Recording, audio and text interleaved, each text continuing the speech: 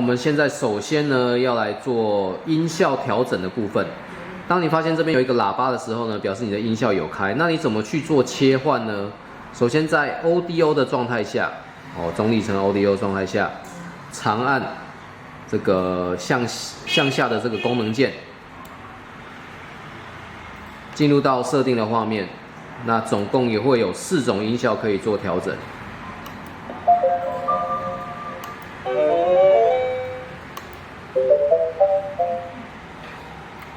好，那这4种音效是什么意思？就是当你在开机跟关机的时候，它都会有音乐产生。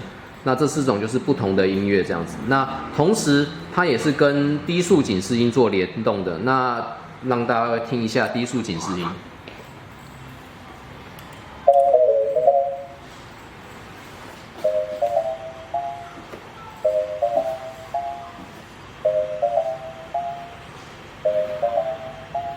那低速警示音的部分，就是你在时速30公里以下，它一定会产生。那它是跟这个音效一起做联动的。那当然，你也可以把音效做关闭。那关闭的部分呢，就是直接把这边调到0的位置，透过这个圆圈圈的确认键按下做确认。